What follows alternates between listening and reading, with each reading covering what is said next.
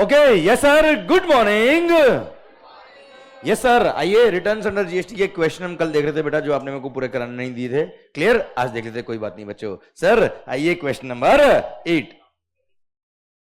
A is a chartered accountant. ओहो wow, so yes, A is a chartered accountant in practice and is registered under GST. Very good. On a query regarding return filing process by a potential client, A has represented him as a GST practitioner. ठीक है साहब?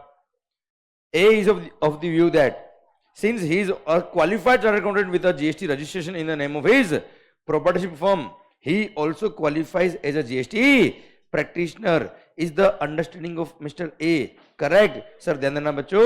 Sir अगर आप क्या बोला है, chartered accountant can become a GST practitioner. बच्चा हाँ है ना भाई? सुनो सुनो सुनो, जैसे हमने कल पढ़ा था जीएसटी प्रैक्टिशनर बच्चों, अगर आपने final examination of CA, CMA या सीएस वाला क्लियर कर दिया है, तो ऐसे केस में यू में बी ए जीएसटी प्रैक्टिशनर। पर सर ऑडिट के अंदर आपने पढ़ा होगा शायद, या अभी नहीं तो आएगा आपके लिए सर, कि अगर आप प्रैक्टिसिंग सीए हो, कौन हो बेटा आप? मतलब आपने सीओपी सर्टिफिकेट ऑफ प्रैक्टिस ले रखा है, तो ऐसे केस में along with the COP you can not be a GST practitioner बच्चों। हाँ है ना? पढ़ो एक बार ध्यान से। However, holding a certificate of practice as a chartered accountant and having GST registration number does not imply that such chartered accountant is a GST practitioner as well, बच्चा। For becoming a GST practitioner, a chartered accountant in practice has to follow the enrollment process of GST practitioner as provided under the law, and only upon approval of such enrollment can a chartered accountant represent him as a GST practitioner. Okay okay okay okay sir, मैंने जो बताया वो अलग बताया, मैं वापस बताता हूं आपको बच्चा। अगर आप सीओपी होल्ड करते हो, अगर आप सीओपी होल्ड करते हो, तो ऐसे केस में सर फुल टाइम सीओपी जब होती है तो दूसरा बिजनेस नहीं कर सकते, पर एज ए प्रैक्टिशनर आप रह सकते हो बेटा, तो जीएसटी प्रैक्टिशनर बन सकते हो। मैंने बताया क्या? नहीं बन सकते, आप बन सकते हो। पर सर इसमें क्वेश्चन क्या था? क्या आप ऑटोमेटिक जीएसटी प्रैक्टिशनर कहलाओगे क्या? नहीं। क्या करना पड़ेगा आपको? जीएसटी पोर्टल पे जाके आपको एक एनरोलमेंट नंबर लेना पड़ेगा, आपको एनरोलमेंट के लिए अप्लाई करना पड़ेगा, वहां एप्लीकेशन आपकी अप्रूव होगी, तब जाके आप क्या बनेंगे बेटा? GST practitioner. अदरवाइज आप जीएसटी प्रैक्टिशनर नहीं बन सकते। हाँ है ना भाई? क्लियर? तो कुल मिला के पॉइंट ये है कि आप सीए इन प्रैक्टिस हो, yes you can be a GST practitioner, कोई दिक्कत वाली बात नहीं बेटा। पर you should enrol yourself as a GST practitioner on the common portal, वहां आपकी एप्लीकेशन अप्रूव होगी, उसके बाद आप क्या बनेंगे? GST practitioner. क्लियर? पक्का? गुड। आइए question number 9। Quick tax, a GST return filing service provider has asked its clients to provide the scanned copies of the tax invoices issued to B2B customers for uploading on the GST portal and filing the return. Whether the process followed by quick tax is correct? क्या आपको B2B supply में invoices scan करके upload करने पड़ते हैं क्या? नहीं। Invoices की इंफॉर्मेशन फर्निश करनी पड़ती है, इनवॉइस में जो कंटेंट होता है वो आपको फर्निश करना पड़ता है, सो दैट रेसिपिएंट के यहाँ क्रेडिट पहुंच जाए बेटा। Clear? You need not furnish the scan copy of the invoices बच्चों। हाँ है ना भाई? चलिए कोई खास बात? 10th एक्स लिमिटेड, जो एक्स होती है ना बेटा वो लिमिटेड ही होती है बेटा। Sir x limited is winding up it's business in Rajasthan बेटा, मैंने बोला ना बेटा आपको। क्लियर? बिजनेस बंद, समझे मेरी बात? अभी नहीं तो कभी नहीं। The tax consultant of X Limited has suggested that X Limited will have to file either the annual return or the final return at the time of voluntary cancellation of registration in the state of Rajasthan बेटा। देख पहली बात तो ये annual return अपने आप में अलग चीज है, फाइनल रिटर्न अपने आप में अलग चीज है बेटा। हाँ है ना भाई? सर अगर आप एक नॉर्मल रजिस्टर्ड पर्सन हो तो आपको फाइनेंशियल खत्म होने के बाद क्या फाइल करना पड़ता है बच्चे? एनुअल रिटर्न, और फाइनल रिटर्न को फाइल करना पड़ता है बच्चा अगर आप, क्या बोला सर, अपना बिजनेस बंद कर रहे हो। तो जब रजिस्ट्रेशन कैंसिल कराया आपने, इफेक्टिव डेट ऑफ कैंसिलेशन और date of order of cancellation whichever is later, उसके 3 महीने में क्या करना पड़ेगा आपको? फाइनल रिटर्न फाइल करना पड़ेगा, तो वो अलग चीज है बेटा। इसलिए ध्यान देना बेटा, इस केस में आपको दोनों फाइल करने पड़ेंगे। एनुअल रिटर्न तो क्योंकि आप रजिस्टर्ड थे ड्यूरिंग द पीरियड बेटा, इसलिए एनुअल रिटर्न, और आप कैंसिल करा रहे हो इसलिए फाइनल रिटर्न बेटा।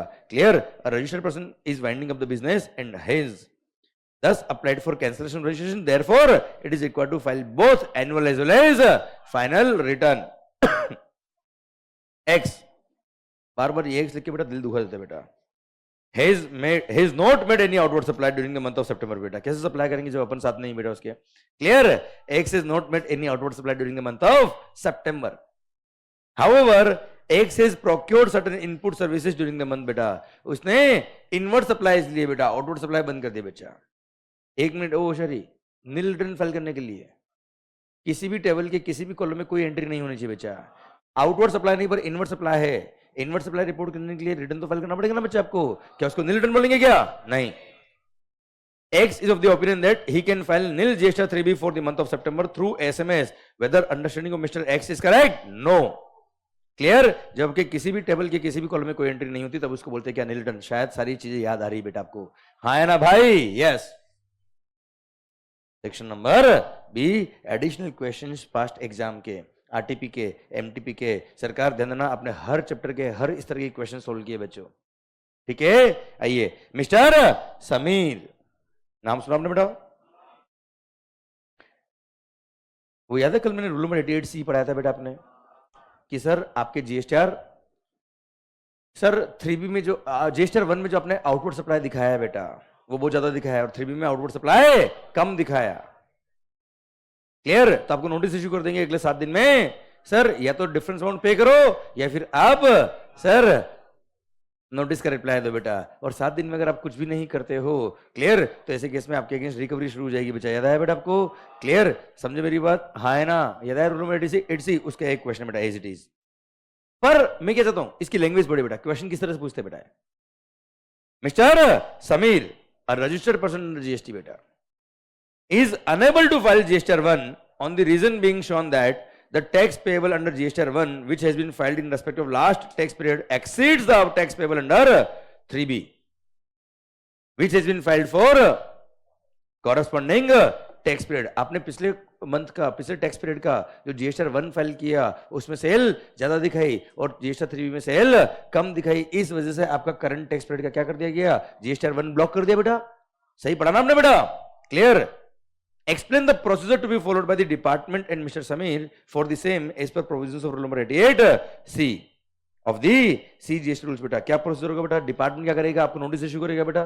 क्लियर? 7 दिन में आपको रिप्लाई देना है बेटा. अरे हाँ है ना? आपने अगर डिफरेंस अमाउंट ऑफ टैक्स पे कर दिया, क्लियर, और इन्फॉर्मेशन फर्निश कर दी, बात खत्म बच्चा. पर अगर आपने डिफरेंस अमाउंट ऑफ टैक्स पे नहीं किया तो 7 दिन में रिप्लाई देना पड़ेगा. रिप्लाई अगर सेटिस्फैक्टरी तो बहुत अच्छी बात है बेटा.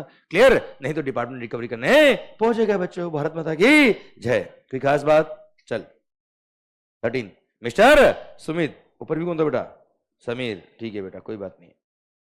सुमित का नाम सुना आपने बेटा? कभी नहीं सुना बेटा? मिस्टर सुमित अब सुना बेटा आपने? क्लियर? अभी भी जो नहीं सुन पा रहे बेटा उनकी कहीं ना कहीं बेटा यह दिक्कत है बेटा.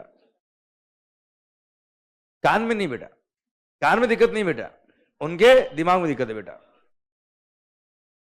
सर आइए बेटा, मान लो विप्या mister Sumit is a registered dealer in the state of Punjab. नाम सुना आपने बेटा पंजाब का? हाँ, ये अगर ना कीजिए ना आपने तो तुम देखो बेटा अभी आप. क्लियर? सर करण भाई है हमारे पंजाब के बहुत सारे बच्चे लेक्चर भी देख रहे बेटा अभी. क्लियर? आगे तो बेटा क्यों? In the month of May he decides to apply for QRMP scheme. Very good बेटा. ए होशियारी, QRMP स्कीम के लिए अप्लाई करना चाहता है. कौन सा महीने में बेटा ये? नहीं नहीं, आगे में नहीं बता रहा बेटा. पहले मुझे बताओ आप, ये अगर मई महीने में अप्लाई कर रहा है तो कौन से महीने में आ पाएगा? ये कौन से क्वार्टर के लिए आ पाएगा? सेकेंड क्वार्टर, जुलाई अगस्त सितंबर वाले क्वार्टर के लिए आ पाएगा क्योंकि मई में अप्लाई कर रहा है बेटा ये. और यही अगर अप्रैल में अप्लाई कर रहा होता तो बेटा 30 अप्रैल उससे पहले अप्लाई कर देगा तो अप्रैल मई जून. अरे याद है कि नहीं सर? क्लियर? ध्यान देना, जिस लेवल से आपने पढ़ाई करी ना बेटा, only thing you need to maintain is the confidence. Clear? ध्यान देना बच्चों. सर मैं आपसे वापस से कह रहा हूं बेटा, ओ शरी सर आपका सर कॉन्फिडेंस, समझे मेरी बात, वो अगर बरकरार रहा लास्ट डे तक, एग्जाम तक, क्लियर, माहौल बनने वाला है बच्चों. हाँ है ना भाई? क्लियर? समझे मेरी बात. और एक बात और कहता मैं, जैसे जैसे एग्जाम्स करीब आएंगे वैसे वैसे यूट्यूबर्स एक्टिव हो जाएंगे. क्लियर? सर सुनना बात को ध्यान से. सर ऑथेंटिक यूट्यूबर अगर कोई चीज डाल रहा है एक अलग चीज है बेटा. मैं बात कर रहा हूं यूट्यूबर्स की, सर जिसका बच्चों से कोई लेने देना ही नहीं बेटा. हाँ है ना, मैं उनकी बात कर रहा हूं बच्चों। आप लोगों से भी रिक्वेस्ट किया बच्चों, सर अगर आपने कोई भी सब्जेक्ट किसी एक टीचर से पढ़ा है and you are happy with the teacher, clear, मैं कह रहा हूं 10 जगह इधर उधर जाना नहीं बेटा, वरना कंफ्यूज होके आओगे। क्लियर। और अननेसेसरी क्या होता है बेटा, सर सारे लोग इतने इमोशनली आपसे अटैच नहीं होंगे बेटा जितना आपका टीचर आपसे अटैच होगा बच्चा हमेशा, या जितना आप टीचर से अटैच होंगे बेटा। ठीक है, तो जहां इमोशंस नहीं होते ना बच्चों, वहां कमर्शियल काम ही होता है केवल, वहां आदमी फायदे के लिए कुछ भी कर सकता है बेटा। इसलिए आप ध्यान देना बच्चों, आप इन टाइम पे कंफ्यूज होके अननेसेसरी परेशान नहीं होइए। इसलिए आप लोग जानना, जिसको आप फॉलो करो एक सब्जेक्ट के लिए, उसी को फॉलो करें बेटा। क्लियर, सो दैट आप अननेसेसरी कंफ्यूज नहीं होंगे। एंड ट्रस्ट मी सर, आपके एग्जाम्स के लिए जो भी रिलेवेंट है वो मैं सब आपको दे चुका हूं बेटा, समझे मेरी बात। क्लियर। और सर और अगर कुछ देना होगा मेरे को एग्जाम के लिए आपको कभी, क्लियर, कभी बाद में, तो सर वो यूट्यूब में डाल दूंगा बेटा आपके लिए। पर हाँ पॉइंट क्या है बेटा, अननेसेसरी 10 चीजें पढ़ के आप कंफ्यूज होकर अल्टीमेटली एक भी नहीं हो पा रही है, मतलब ही नहीं बेटा। ठीक है, आपने अपना बुक देखा है बेटा, क्लियर। सर ये कह रहा हूँ one of the best book है सर, कंटेंट वाइज अगर मैं बात करूँ आपसे बेटा। ठीक है, बहुत मेहनत करी हुई इसके लिए। तो सर आपने जो जीएसटी बुक पढ़ा होगा, मजा आ रहा होगा सर आपको। क्लियर, आपको समरी बुक मैंने ऑलरेडी दे रखा बेटा। क्लियर, कमाल बुक है सर, कमाल धमाल। ठीक है, एक चार्ट बुक भी दे रखा मैंने। हाँ है ना भाई, देख चार्ट से क्या होगा, फटाफट आपकी पिक्चर रिवाइज होगी बच्चा, पर समरी से क्या होता है, आपको लैंग्वेज भी ध्यान रहती है बेटा, क्या लिखना है। हाँ है ना, इसलिए समरी इज वेरी इंपॉर्टेंट बेटा। एग्जाम के दिन जब आप रिवाइज करेंगे, you can go with summary book, कोई दिक्कत नहीं बेटा। चार्ट केवल सर क्या है, उससे आपका कॉन्सेप्ट फटाफट याद आ जाएगा बच्चा, पर लैंग्वेज फ्रेम नहीं होगी बेटा आपकी। हाँ है ना भाई, क्लियर। इसलिए summary book is the best for revision. ठीक, अब क्वेश्चन की बात करूं आपसे, आपको पता है क्वेश्चन में हमने क्या कवर किया, हर क्वेश्चन कवर किया बेटा आपने। ठीक है, इसके बियॉन्ड कुछ भी नहीं करना है, ये कर लिया भी बहुत है बेटा। सर ध्यान देना बच्चा, अगर प्रोविजंस क्लियर है, कॉन्सेप्ट क्लियर है, तो क्वेश्चन कोई भी आ जाए, वो तो आपने देख लिया ना सर, देख लिया सारे क्वेश्चन करके। क्लियर, आइए बच्चों। सर सुनना प्रथमेश, लो का होमवर्क हो गया बेटा तेरा, ओके चल गुड बेटा। Clear, mister Sumit is a registered person sir, in the registered dealer in the state of Punjab. In the month of May, he decides to apply for QRMP scheme. As he wants to switch to QRMP scheme, he had not filed his return for the month of May and June बेटा। भाई मई और जून का उसने return file नहीं किया। Clear, please guide mister Sumit regarding the following. सरकार मई महीने में अगर वो अप्लाई करा तो जुलाई महीने से, जुलाई क्वार्टर से वो आ पाएगा किसमें, क्यूआरएमपी स्कीम में। पर जुलाई क्वार्टर से आप क्यूआरएमपी स्कीम में तभी आ पाओगे जब अपने प्रीवियस टैक्स पीरियड के रिटर्न फाइल किए हुए बेटा। Please guide mister Sumit regarding the following conditions and restriction of QRMP scheme बेटा। तो क्यूआरएमपी स्कीम में कंडीशन क्या बेटा, 5 करोड़ तक का टर्नओवर होना चाहिए बच्चे। अरे हाँ है ना भाई, प्लस प्रीवियस मंथ का आपका रिटर्न फाइल हो जाना चाहिए बेटा। हाँ है ना, clear. Sir manner of exercising the option under QRMP scheme बेटा क्या होगा, कॉमन पोर्टल पे जाएंगे बेटा, एंड पिछले क्वार्टर के सेकंड मंथ की फर्स्ट डे से लेके करंट क्वार्टर की फर्स्ट मंथ की लास्ट डे तक आप अप्लाई कर सकते हो, किसके लिए, क्यूआरएमपी स्कीम को ऑप्ट करने के लिए। हाँ है ना भाई, क्लियर। जैसे आप जुलाई क्वार्टर में आ रहे हो बेटा, तो 1 मई से लेकर 31 जुलाई तक अप्लाई कर सकते हो कि मेरे को जुलाई क्वार्टर से क्यूआरएमपी स्कीम आना बेटा। हाँ है ना भाई, क्लियर। चलिए, when goods are transferred by principal to job worker, there is no need to issue EV bill. Comment on the validity of the above statement with reference to the GST law. हम EV bill पढ़ने वाले अगला chapter बेटा। आप ये ध्यान रखिए, EV bill issue करना पड़ता है, दिमाग खराब नहीं करना होता है। Clear, irrespective value. क्या बोला सर, ईवी बिल तो इशू करना ही पड़ता है अगर प्रिंसिपल से जॉब वर्कर के यहाँ इंटर स्टेट भेज रहे हो तो बेटा, और विद इन द स्टेट है तो 50,000 से ऊपर की वैल्यू जाती है तो ईवी बिल इशू करना पड़ता है। ये मैंने आंसर बोला है, पढ़ाया नहीं है, क्योंकि मैंने ईवी बिल ही नहीं पढ़ाया अभी तक आपको बच्चा। ओके चलिए सर। ओ शरी, in form number GSTR 1 submission of invoice wise details of outward supplies is mandatory for all kind of invoices issued during the tax period. क्या सारे के सारे बिल एक एक इन्फॉर्मेशन जीएसटीआर 1 में पंच करना पड़ता है क्या बेटा, नहीं, केवल B2B सप्लाई जो होती है वही आपको इनवॉइस वाइज फर्निश करना पड़ता है, बाकी सब क्या करना पड़ता है बेटा, कंसोलिडेटेड। प्लस अगर इंटरसेट अनरजिस्टर्ड पर्सन को बेचा है एक्सीडिंग 2.5 लाख की वैल्यू वाला गुड्स बेटा, तो ऐसे केस में उस बिल को आपको अलग से पंच करना पड़ेगा, बाकी सब कंसोलिडेटेड फर्निश करोगे बेटा। हाँ है ना भाई। चलिए 15th, the aggregate turnover of mister Prithvi. नाम सुना आपने पृथ्वी का बेटा, पृथ्वी शो नाम सुना बेटा आपने, आईपीएल प्लेयर है बेटा, इंडियन टीम के प्लेयर भी थे बेटा। हाँ है ना भाई, क्लियर, उसकी बात नहीं कर रहा बेटा ये, ठीक है। एग्रीगेट टर्नओवर ऑफ मिस्टर, क्योंकि वो जो इंडियन क्रिकेट टीम में खेलते हैं बेटा, उनको जो फीस मिलता है उस पर जीएसटी नहीं लगता है, क्यों नहीं लगता है sir? As a player, referee, umpire, coach और team manager for participation in a sporting event organised by a recognised sports body, तो जीएसटी नहीं लगता है। याद है कि नहीं सर पॉइंट? पर यही अगर सर मुंबई इंडियंस के लिए खेला होता, मुंबई इंडियंस ने दिया होता, किसी फ्रेंचाइजी ने पैसा दिया होता, तो क्या वो रिकॉग्नाइज स्पोर्ट्स बॉडी है? नहीं, जीएसटी लगता। यही अगर चीयर गर्ल्स बेटा, हाँ है ना भाई, तो जीएसटी लगता नहीं लगता? हाँ मतलब क्या लगता? जीएसटी बेटा। क्लियर? हाँ चलिए, ऐसे ही मैं क्या कर रहा हूं, जो टॉपिक आप पकड़ोगे सर, हर टॉपिक आपको याद आएगा। ओनली थिंग इज दैट आपके एंड में रिवीजन होना चाहिए बच्चे।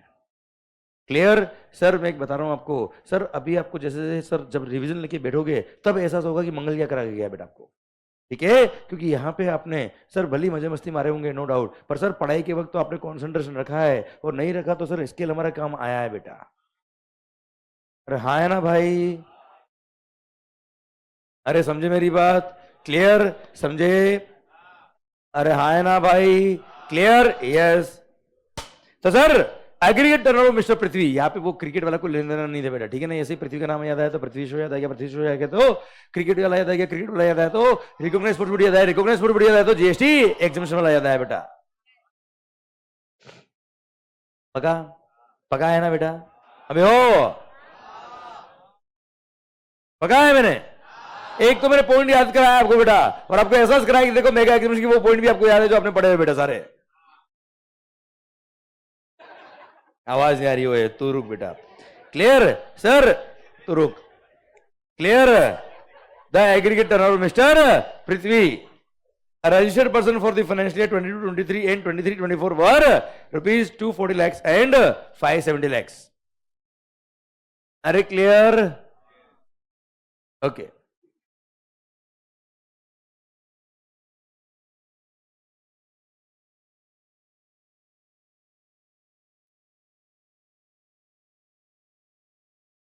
बेटा ऑनलाइन लेक्चर जो देख रहे हैं, वेरी गुड मॉर्निंग बच्चों, आई होप समझ में आ रहा बेटा आपको। क्लियर? ओके। अभी एक बच्चे का कमेंट है बेटा, अभी बेटा थोड़े दिन में बेटा क्या करूंगा मैं, है ना, सब काम धंधा सब छोड़ दूंगा बेटा मैं, और समाज सेवा करने लग जाऊंगा बेटा, और सारे लेक्चर यूट्यूब पे डाल दूंगा बेटा मैं, ठीक है? ओके बेटा, ठीक। आइए बेटा, पर अभी ना हो पाएगा सर। आइए sir, the aggregate turnover of mister Prithvi, registered person for financial year 22-23 and 23-24 were rupees 240 lakhs and 570 lakhs respectively बेटा। बहुत अच्छी बात है बेटा। He has not filed annual return under section 44 of the CGST Act before the due date. Discuss the penal provisions if any for not filing the returns before the due date बेटा। अरे भाई late filing फी याद है क्या बेटा? Late filing फी यार वैसे तो 100 रुपए पर डे और 0.25% of the turnover in the year, whichever is lower is the late filing fee. पर अगर आपका एग्रीगेट टर्नओवर सर याद है क्या, late filing fee is up to rupees 5 crore तो 25 रुपए पर डे सब्जेक्ट टू 0.02% याद है बेटा आपको, और more than 5 crore up to 20 crore तो 50 रुपए सब्जेक्ट टू मैक्सिमम 0.02%। इसमें फर्स्ट केस में टर्नओवर कितना बच्चा आपका? 240 lakhs। कितना है सर? 240 लाख। तो अकॉर्डिंगली सर 240 लाख वाले के लिए ये लगेगा बच्चा। अरे हाँ है ना भाई? क्लियर? और सर जिसका टर्नओवर कितना था बेटा? 570 lakhs फाइनेंशियल 23-24 के लिए, उसके लिए लेट फाइलिंग फी ये लगेगा। अब देखो बेटा, इसने ये नहीं दिया कि कितने दिन लेट फाइल किया बेटा, इसलिए एग्जैक्ट अमाउंट तो आप निकाल नहीं सकते कि इतना लेट फाइलिंग फी लगेगा। हाँ है ना भाई? बस ये प्रोविजन लिख के आना कि इतना लेट फाइलिंग फी है। आई होप याद आ रहा है बेटा आपको। Good sir. Explain who is required to furnish final return. ए भाई जिसका रजिस्ट्रेशन क्या हो रहा है बेटा? कैंसल। सर जो टाटा बाय बाय बोल रहा है वो फाइनल बोल के जाएगा बेटा। हाँ है ना? Final return. Time limit for filing final return वो 3 महीने याद है बच्चा आपको। And the late fee for delay in filing the late final return late file करे तो उसके लिए लेट फाइलिंग फी वही है 100 रुपए पर डे और रुपीज 5000 क्योंकि फाइनल रिटर्न फाइल करने में लेट हुए तो उसके लिए लेट फाइलिंग फी को कम नहीं किया हुआ है बेटा कहीं पे भी। हाँ है ना मालिक? चल कोई खास बात? Who can be registered as a GST practitioner under the section 48 of the CGST rules बेटा। याद है बेटा? Qualification clear? कौन बन सकता है जीएसटी प्रैक्टिशनर बच्चा? याद है? टैक्स पहली बात तो आप सिटीजन ऑफ इंडिया होना चाहिए बेटा। याद आया? सुन पर बेटा दर्शित भाई आप अप्लाई नहीं कर पाएंगे बेटा, क्लियर, क्योंकि अब भी बेटा सर समझ रहे मेरी बात बेटा, पर्सन ऑफ साउंड माइंड होनी चाहिए बेटा, ठीक है। एंड देन समझ याद आया कि नहीं आया बेटा आपको, क्लियर, आपको मुजरिम करार दिया गया है बेटा, you have been convicted by competent court बेटा, अरे याद आया बच्चों, प्लस ये फॉलोइंग कंडीशंस बच्चों, अरे हाय ना भाई, क्लियर, इनमें से कोई भी 3 लिखोगे चल जाएगा बेटा। मतलब आप समझिए मेरी बात, अगर आपने प्रोविजंस अच्छे से पढ़े हुए हैं तो सर रिटर्न्स वगैरह में कोई दिमाग लगने वाली बात ही नहीं बेटा, समझे। इसलिए मैंने आपको क्या कहा, इन चैप्टर्स को सर बोरिंग नहीं कहने का, इन चैप्टर्स को बहुत इजी कहने का, और इजी कह के पढ़ने का अच्छे से बेटा, क्योंकि इनके मार्क्स तो कटने के चांस ही नहीं बेटा आपके, समझो मेरी बात को। इसीलिए, और मैं तो कह रहा हूं बड़े क्वेश्चन में तो भी आपको सर पूरा आता है सब कुछ बेटा, ठीक है। आओ बच्चों, हाँ बेटा समझ में आ रहा है बेटा, हाँ। Discuss the provisions of section 39(9) of the CGST rules relating to rectification of error omission in GST returns already filed, and also state the exceptions. State the time limit for making such rectification बेटा, इसको आप लिख के आइएगा बेटा homework में। एक काम करो, एक ये 16 को भी होमवर्क लिखो बेटा, केवल पढ़ा तो दिए बेटा, आप होमवर्क में लिखोगे तो क्या थोड़ा सा प्रैक्टिस रहेगा बेटा आपका। 16, 18 आओ बच्चों, discuss about the late fee levied for delay in filing final return और एनुअल रिटर्न बेटा। अभी हमने दोनों के बारे में पढ़ चुके बेटा ऑलरेडी, ये एक तरह से क्या हुआ बेटा, रिपीट, ठीक है। चलिए sir, explain the provisions relating to filing of annual return under section 44 and rules में बेटा। सुनो, every registered person is required to file the annual return बेटा, क्लियर सर। फाइनेंशियल खत्म होने के बाद 31 दिसंबर या उससे पहले पहले फाइल करना पड़ेगा। फॉर्म नंबर GSTR 9 है बेटा, पर इन फॉलोइंग लोगों को एनुअल रिटर्न फाइल करने की जरूरत नहीं है, बस खत्म बेटा आंसर ही, ठीक है। लिखिए होमवर्क एक बार, कुछ क्वेश्चन जस्ट मैं दे रहा हूं आपको ताकि प्रैक्टिस रहे लिखने की बेटा आपकी, और कुछ नहीं। What kinds of invoice details of outward supplies are required to be furnished under GSTR 1 for outward supplies बच्चा, पढ़ा रखा मैंने ऑलरेडी बेटा आपको कि B2B सप्लाई सारे आपको फर्निश करने पड़ते बेटा, हारे हाय ना भाई, क्लियर। B2C डायरेक्ट कंसोलिडेटेड बेटा, पर दे देना बेटा अगर 2.5 लाख से ऊपर का सेल है अनरजिस्टर्ड पर्सन को बेटा, तो वो पर्टिकुलर सप्लाई आपको क्या करना पड़ेगा, इंटरेस्टेड अगर है तो अलग से बिल पंच करना पड़ेगा, बाकी सबका consolidated detail invoice wise, sorry rate wise state wise बच्चा, इंटरेस्टेड है तो बेटा, हाँ है ना भाई। चलिए 22 कैमरॉन एंटरप्राइजेज, टोटल कितने क्वेश्चन बेटा आपके इसमें, 31। चल द ड्यू डेट, मैं सारे क्वेश्चन पढ़ा रहा हूं बेटा आपको, होमवर्क में जो क्वेश्चन मैंने लिखवाया है वो इसलिए लिखवाया कि प्रैक्टिस है थोड़ी सी आपकी बेटा, कहा था हाँ। Cameron enterprises are registered supplier of designer wedding dresses. कभी शादी हुई बेटा आपकी, करनी है, अभी नहीं करनी बेटा, नहीं हो भी नहीं पाएगी बेटा अभी, क्लियर। तो sir Cameron enterprises are registered supplier of designer wedding dresses under regular scheme has aggregate turnover of rupees 30 lakhs in the preceding financial year. It is of the view that in the current financial year it is permitted to file its monthly statement of outward supplies GSTR 1 on a quarterly basis, while its accountant advises that to file the same on monthly basis. You are required to advise Messrs. Cameron Enterprises on the same beta.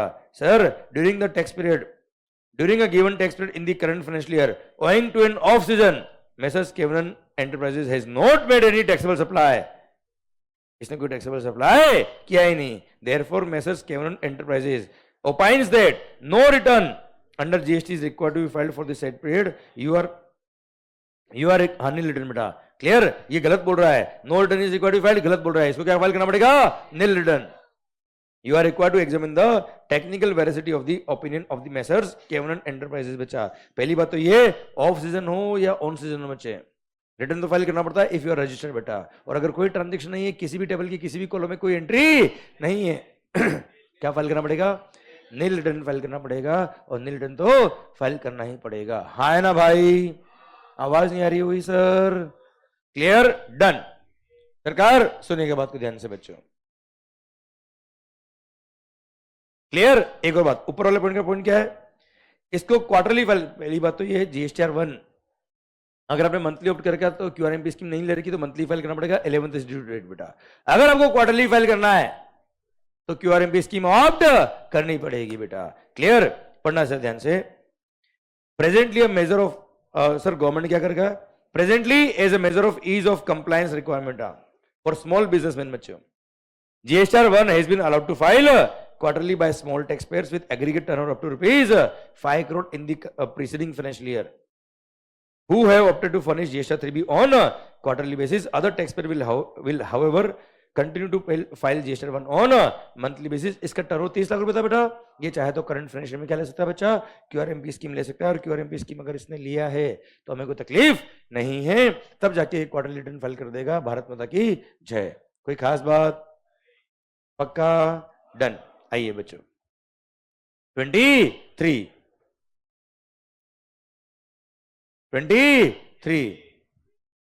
ये mobile side में रख दे बेटा, bench हटा दे बेटा, ऐसे side में नहीं, हाँ हटा दे सर। सुनना 23 the due date for payment of tax by a person paying tax under section 10। ए भाई सेक्शन 10 मतलब कंपोजिशन स्कीम। कंपोजिशन स्कीम में रिटर्न कब फाइल करना पड़ता है बच्चा? एनुअली। फाइनेंशियल खत्म होने के बाद GSTR 4। इसको अलग से कोई एनुअल रिटर्न फाइल नहीं करना बेटा, क्योंकि GSTR 4 ही एनुअल है बेटा वैसे भी। सुन, पर इसको पेमेंट तो क्वार्टरली करना पड़ता ना यार। चलिए पढ़ना। अब आप बताना मुझे, आप the due date for payment of tax by a person paying tax under section number 10 of the CGST act, that is a composition taxpayer, is aligned with the due date of filing the return to be filed by the said person। बच्चा क्या due date of payment और due date of return क्या align किए हुए इनके लिए बेटा? No. Composition वाले के लिए रिटर्न एनुअल है बेटा, पर पेमेंट क्वार्टरली करना पड़ता through form number GST CMP 08 बेटा। हाँ है ना भाई? गलत बोलता है बेटा ये। आइए मिस्टर गौरी शिवा, वाह हर हर Mahadev.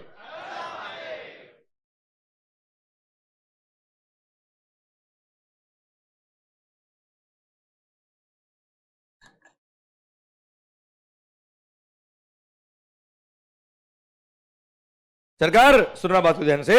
Mister Gauri Shiva, a registered person in Punjab, supplies goods taxable at the rate of 12%, CGST 6%, SGST 6% बच्चों। हाँ है ना मालिक? एंड IGST 12% बच्चों। इन the state of Punjab and Haryana also बच्चा। पंजाब और हरियाणा दोनों जगह सप्लाई करता है। ही हैज फर्निश्ड, क्या बोला बच्चे? The following details in relation to independent supplies made by him in the quarter ending June 20। हाँ है ना भाई? सर ठीक है, जून क्वार्टर एंडिंग का इसने डिटेल दिया है बेटा आपने को। एक बार देखिए करना क्या जीवन में बेटा आपको। The aggregate annual turnover of mister Gauri Shiva in the preceding financial year was rupees 1.20 crore. बहुत अच्छी बात है बेटा। With reference to rule number 59 of the CGST rules, discuss the manner in which details of above supplies are required to be furnish in GSTR 1 बेटा।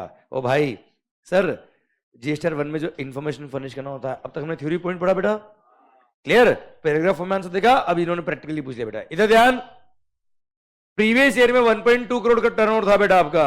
Clear? Sir सुनना बात को ध्यान से, इसका मतलब सर कोई रिलेवेंट नहीं आ रहा है सर यहाँ पे पॉइंट। कुल मिला के सर यहाँ पे आपको जितना भी सप्लाईज है बेटा वो सब GSTR 1 में फाइल करना बेटा आपको। और GSTR 1 में क्या करते बेटा? B2B सप्लाई होता है तो उसका इनवॉइस वाइज पंच करते बेटा, और B2C के केस में consolidated rate wise state wise punch करना होता है बेटा अपने को। क्लियर? पर अगर वो इंटरस्टेट वाला ट्रांजेक्शन था 2.5 लाख से ऊपर का बेटा, तो उस B2C वाले को भी इनवॉइस वाइज पंच करना पड़ेगा। भारत माता की जय। हाय ना करण, गुड। तो सर रेसिपिएंट क्या है बेटा मिस्टर ए? आवाज नहीं आ रही है। देख एक बार एक काम कर, रजिस्टर्ड और क्या रजिस्टर्ड बेटा? रजिस्टर्ड बेटा। ये इंट्रा हो इंटर हो देखने का ही नहीं बेटा। इनके बिल क्या करने के बेटा आपको? इनवॉइस वाइज पंच करना बेटा। अब जो अनरजिस्टर्ड है वो अनरजिस्टर्ड बेटा। यहां पे देखो 2.5 लाख से अबो का इंटरसेट वाला कौन सा ट्रांजेक्शन? ये इंट्रा ये इंटर, ये रहा 3 लाख से ऊपर का, ये इंटर पर 2.5 का ही बेटा, एक्सीडिंग 2.5 लाख होना चाहिए बच्चे। ये इंटर 280 का बेटा। हाँ है ना भाई? आवाज नहीं आ रही हुई। तो sir mister A, mister B, mister M, mister P, mister Q, mister R. Clear? देखो ए बी सी डी, ये क्या है? हाँ ये ठीक है, ठीक है, ओके। सर एम अपना कौन कौन था बेटा? एम पी, ये रहा एम, अरे हाँ ना भाई, पी ये रहा बेटा, ठीक है। सर क्यू और आर, देखो ये invoice wise invoice wise invoice wise बच्चा है, invoice wise invoice wise invoice wise. यहां तक क्लियर बेटा आपको? क्लियर? अभी देखिए बेटा अब बचे कौन है? अनरजिस्टर्ड लोग। अनरजिस्टर्ड में अपने को क्या करना पड़ेगा बेटा? इंटरेस्टेड ये रहा बेटा, और ये दो इंटरेस्टेड वाले बेटा, हाँ है ना भाई? क्लियर? अब सुनो सर, आपको क्या करना पड़ेगा? इंटरेस्टेड का तो डायरेक्ट एक साथ कंसोलिडेटेड फिगर पंच कर दो बच्चा। कितना है? 180 और 260 का consolidated details of supplies 3 and 4। मतलब आप डायरेक्ट लिखेंगे क्या? मान लो मैं मान रहा हूं कि प्रोडक्ट एक ही था, रेट ऑफ टैक्स भी एक ही थी बच्चा, ठीक है? तो डायरेक्ट में लिखूंगा रिटर्न फाइल कर दो क्या? 280 180 और 260 कितना होता है बच्चे? 440 बेटा। मुझे लिखना है कि मैंने 440 का सप्लाई किया है, ये वाला गुड सप्लाई किया डायरेक्ट, ठीक है? Consolidated details. और जो इंटरसेट सेल किया बेटा, उसमें भी कंसोलिडेटेड मान रहा हूं मैं कि रेट एक ही थी बेटा और स्टेट भी एक ही था बेटा। मान लो इंटरसेट था पर कस्टमर का स्टेट भी एक ही था बेटा हमारे, वरना स्टेट वाइज रेट वाइज होता ना यार। क्लियर? क्या करेंगे हम? ये 3 लाख एक तरह से दोनों मिला के बेटा, तो 3 लाख के भी consolidated details of supply 6 and 7 is required to be furnished बेटा। भारत माता की जय। अच्छा लगा क्वेश्चन बेटा? दिस वाज गुड क्वेश्चन बेटा, ओके। चलिए या ये लिख दीजिए बेटा, good hot square, okay clear? चलिए सरकार आइए। मिस काशी, क्या नाम है बेटा? शानदार, क्लियर? भगवान शिवशंकर। बोलो भक्तो हर हर Mahadev. Good. Miss Kashi is a registered intrastate supplier of goods in Haryana. During the month of August and September, she was out of station on a religious pilgrimage with her family for 55 days. मजा आ गया बेटा, भक्ति। Thus, no business transaction was made during the August. Miss Kashi is of the opinion that since there is no transaction, no return is required to be filed beta. Clear? However, her tax consultant has advised her to file nil Jesha 3B. क्या है बताओ सही? कोई transaction नहीं किया है, अरे कोई बिजनेस ट्रांजेक्शन हुआ ही नहीं है, ठीक। Will your answer in a change if Miss Kashi has placed an order for some purchases during the August over her mobile phone which has been received in her premises and she intend to take the input tax credit बेटा? क्या निल return ही file करना है क्या? नहीं, normal return file करना पड़ेगा, क्योंकि इसने इनवर्ट सप्लाई पे टैक्स पे किया है, जिसका ये आईटीसी लेना चाहता बेटा। तो आईटीसी अगर लेना है तो रिटर्न फाइल करना पड़ेगा, which will not be nil return बेटा। बोलो yes sir. Assuming in a above miss Kashi does not have any internet facility. ए तो क्या शॉर्ट एसएमएस के थ्रू भेज सकते हैं क्या? क्लियर? निल रिटर्न फाइल हो सकता है through short SMS services, through your registered mobile number और ओटीपी बेस्ड वेरिफिकेशन हो जाएगा बच्चा। हाँ है ना मालिक? समझा सुयश? सुयश समझा तू बेटा? क्लियर? तेरे पड़ोसी समझा बेटा? समझाओ उसको। हाँ सर, दिन देना बच्चा। 26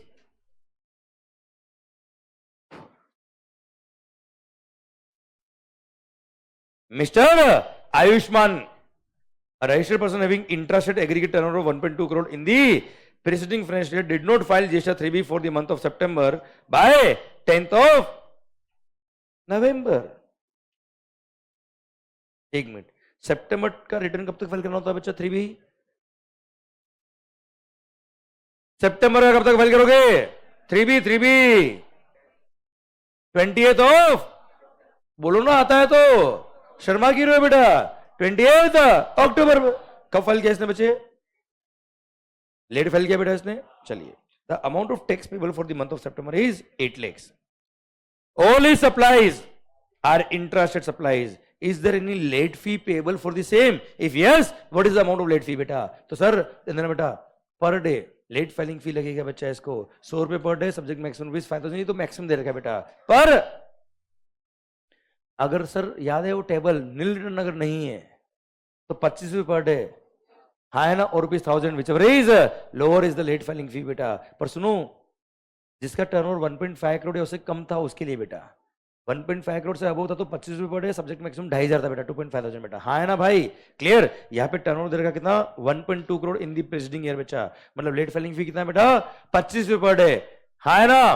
तो सर 20 अक्टूबर से 10 नवंबर तक, अरे बताओ नंबर ऑफ डेज, पहली बात तो अक्टूबर में कितने महीने कितने दिन होते बेटा, 31 में से कितने गए बच्चे, 20, कितने बचे 11, फिर 10 दिन नवंबर के कितना हो गया बच्चा, 21 दिन, 21 दिन के लिए 25 से मल्टीप्लाई कर देना बेटा, कितना होता बेटा, 525 is the amount of late filing fee which he need to pay बेटा, 525 और ₹1000 whichever is lower, obviously this is lower amount बेटा, हाँ है ना भाई, क्लियर, समझे मेरी बात। ये है CGST का, किसका है बेटा ये, CGST का, ओके चलिए सर। सर ध्यान देना बच्चों, इंस्टीट्यूट जाना बेटा, इंस्टीट्यूट बेटा कभी कभी क्या बेवकूफी कर देता बच्चा, क्या करता बेटा ये, कभी कभी बेटा, क्लियर, पर आपको बेवकूफी नहीं करनी है, ये आरटीपी का क्वेश्चन था बेटा, क्लियर, आरटीपी एमटीपी के अंदर कभी कभी गलती होते हैं, चांस होते हैं इनके बेटा, ठीक है, कभी कुछ गलत दिया हो तो आप ये मत समझना कि ये सही है और हम गलत थे बेटा, हम सही थे, सही है, सही रहेंगे, क्योंकि हमने लॉ के अकॉर्डिंग पढ़ाई करी बेटा, हमने क्वेश्चन से पढ़ाई नहीं करी कभी भी बेटा, हाँ है ना भाई, क्लियर। एंड मैंने जो आपकी बुक बना रखी है ना सर, वो पूरी बैरेक्ट से बना रखी है सर, क्लियर, समझा मेरी बात। तो सर इसलिए हमने जो पढ़ा है बिल्कुल परफेक्ट पढ़ा है, एंड सर कभी कभी आंसर गलत हो जाते तो उस पर आपका कॉन्फिडेंस डाउन नहीं होना चाहिए बच्चा। सर सुनना, आपने सीए फाइनल का एक मेरा वीडियो देख भी लिया हुआ यूट्यूब पे बेटा, क्लियर, सुनना इधर ध्यान, पॉइंट मेरा आपसे ये, ओ शरी मैंने आपको बताया आपके सिलेबस में केवल सीजीएसटी एक्ट आता है बेटा, तो लेट फाइलिंग फी भी सीजीएसटी की लिखी नहीं बेटा, क्लियर, जो मैंने बताया आपको ये रहा बेटा आंसर उसके अकॉर्डिंग, और लिख के अंडर सीजीएसटी, ठीक है। अब इन्होंने आंसर क्या दिया बेटा, 50 के हिसाब से दिया बेटा, या तो एक चीज फॉलो करे, कंफ्यूज नहीं करे बच्चों को बेटा, हाँ है ना भाई, क्लियर, आप तो सी वाला ही लिख के आना, और लिख के आना this is the late filing fee under CGST act and equal late filing fee will be levied under SGST act also बेटा, ये लिख के आना बेटा, ठीक है। आज तक एग्जाम में जो आंसर पूछे इन्होंने वो उस पर आंसर सीजीएसटी के हिसाब से दिए, अब इनकी मर्जी हुई तो क्या कर देंगे बेटा, ये ऐसे चेंज कर देंगे, पागल समझाया क्या, क्लियर। ये जो फैकल्टी है बेटा कोई दूसरे लोग नहीं बेटा, इनके स्टाफ होते बेटा, तो होश होते नहीं कभी कभी बेटा, दारू पी पी के जाते हैं, मुझे पता नहीं क्या करते हैं, नहीं बोर्ड ऑफ स्टडीज खराब नहीं बेटा, बोर्ड ऑफ स्टडीज खराब नहीं है, क्लियर। सर हो सकता है उसका कोई 1% खराब है बेटा, वो होश में नहीं होगा उस टाइम जब इसका आंसर लिखा बेटा उसने, समझा मेरी बात। या तो एक चीज फॉलो करो, सबको बच्चों को कंफ्यूज मत करो बेटा, क्लियर, दोनों फॉलो मत करो, नहीं आंसर गलत नहीं है बेटा, मैं क्या कह रहा हूं आंसर सही है, पर बच्चे क्या करेंगे 25 रुपए के हिसाब से आंसर लिख के आएंगे, फिर ये पढ़ेंगे देखेंगे अरे यार हमारा आंसर गलत है, यार गलत नहीं भाई तुम्हारा सही है, और तुमको प्रेजेंट भी 25 के हिसाब से करके आना बेटा, ठीक है, और लिख के जरूर आना कि equal late filing fees leviable under SGST also बच्चा। आइए मालिक, will your answer be different if Mr. Ayushman has interested aggregate around ₹5 crore in the preceding financial year बच्चा, सर देना आंसर चेंज इसमें होगा, पर सर थ्योरी में change होगा, प्रैक्टिकली आंसर चेंज नहीं होगा, क्योंकि 25 रुपए पर डे और मैक्सिमम रुपीज 2,500, हाँ है ना, क्लियर, और यहाँ पे वैसे ही मैक्सिमम फीस कितना आ रहा है बेटा 525 आ रहा है बच्चा, हाँ है ना भाई, आवाज नहीं आ रही हुई, ये देखिए 2,500 और रुपीज वही 25 ईच, हाँ है ना भाई, इसलिए आंसर चेंज नहीं होगा बच्चा, बोलो yes sir. Third, will your answer be different in A if the total amount of tax payable in GSTR 3B for the month of is nil? Sir nil return अगर होता है तो क्या करते बेटा हम 10 रुपए पर डे, याद है बच्चा आपको, आवाज नहीं आ रही हुई, 10 रुपए per day, subject maximum 250 will be the late filing fee बेटा, ठीक है। चल इसको लिखो होमवर्क, मैंने सोल्व करा दिया बेटा आपको, ठीक है, पर होमवर्क में प्रैक्टिस जरूर करना बेटा इसकी।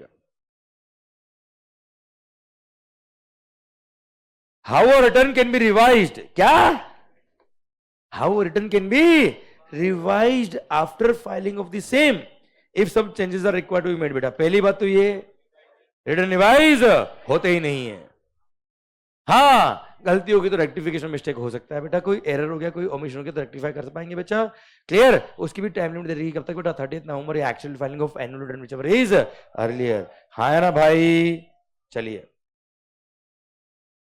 मतलब कुल मिला के टेबल, ये क्वेश्चन हम ऑलरेडी पढ़ चुके, रिपीट है बेटा ये वाला। Briefly elaborate the provisions relating to nil ज्येष्ठा त्रिवी बेटा। ओ भाई नील ज्येष्ठा त्रिवी क्या होता है हमने बात करेंगे बेटा, क्लियर। उसके बाद नोट लिख आना आपको बेटा, ठीक है। क्या होता है ये नील ज्येष्ठा त्रिवी, कि अगर किसी टैक्स पीरियड में, सर पूरे टैक्स पीरियड में बेटा कोई सप्लाई नहीं था, ना कोई किसी भी टेबल की किसी भी कॉलम में कोई एंट्री नहीं थी, तो ऐसे केस में you may submit nil return. और नील रिटर्न जो सबमिट करना होता है वो फाइल करना ही होता है, ऑप्शन नहीं है बेटा ये, ठीक है। और सर ध्यान देना बच्चों, सर आप एक शॉर्ट एसएमएस के थ्रू रजिस्टर्ड मोबाइल नंबर से भी भेज सकते हो बेटा इसको आप, हाँ है ना भाई। चलिए कोई खास बात। 29 संगम limited obtains registration for paying tax under section number 9 of the CGST, मतलब नॉर्मल टैक्स पे कर रहा है बेटा ये। सेक्शन 10 है कंपोजिशन स्कीम, सेक्शन 9 है नॉर्मल लेवी वाला सेक्शन बेटा, हाँ है ना भाई। He asked his tax manager to pay taxes on a quarterly basis. However, Sangam Limited's tax manager advised the company to pay tax on a monthly basis. You are required to examine the validity of the advice given by the tax manager. Tax manager की advice बिल्कुल सही है। देख भाई, भले ही आप QRMP scheme के लिए एलिजिबल हो या ना हो, इसने कुछ बोला नहीं बेटा। अगर आपने क्यूआरएमपी स्कीम ले भी ली होती तो भी टैक्स तो मंथली पे करना पड़ता है बेटा आपको, अरे हाँ है ना भाई। इसलिए ये इसकी एडवाइस टैक्स मैनेजर बिल्कुल अपने से पढ़ा हुआ है बेटा, बिल्कुल सही एडवाइस है बच्चा इसकी। सर आइए sir, discuss the eligibility of QRMP scheme under the GST. ये रिपीट हुआ बेटा, अभी ऊपर पढ़ा था बेटा, वही है। आइए बच्चों, what are the cases where registered person is debarred from furnishing of details of output supplies in GSTR 1 और इनवॉइस फर्निशिंग फैसिलिटी। याद है 5 केस बच्चा आपके, क्लियर। या तो प्रीवियस टैक्स पीरियड का आपने जीएसटीआर 1 फाइल नहीं किया, या जीएसटीआर 3 भी फाइल नहीं किया, या प्रीवियस क्वार्टर का जीएसटीआर 3 भी फाइल नहीं किया, जिसने क्वार्टरली ले रखी बेटा क्यूआरएमपी स्कीम, या जिसने बैंक अकाउंट डिटेल फर्निश नहीं करी through form as per rule number 10A, clear. या रूल नंबर 88C का नोटिस आया हुआ बेटा, या रूल नंबर 80D का नोटिस आया हुआ बच्चों, हाँ है ना भाई। डन। मैंने तो आपको बुक के अंदर बहुत सिंपलीफाइड लैंग्वेज में दे रखा है बेटा आपको, हाँ है ना भाई, वो लिख के आइएगा, कोई दिक्कत नहीं बेटा। नहीं एमसीक्यू करने बाद करेंगे बेटा। What is the due date for payment of tax for a normal taxpayer बेटा? सर 20 तारीख बेटा, आवाज नहीं आ रही हुई। चलिए, the due date of filing final return is, 1 minute, final return बेटा रजिस्ट्रेशन कैंसिल जब होता है बेटा, फाइनल है, एनुअल नहीं है sir. Date of order of cancellation या effective date of cancellation of registration whichever is later, वहां से 3 महीने बेटा, हाँ है ना भाई। See clear. Kaleem and associates made an application for cancellation of GST registration in the month of March due to closure of its business. Its application for cancellation of registration was approved with effect from 4th September by the proper officer by passing an order of the same for on 14 September बच्चा। 1 minute बेटा, ए होशियारी,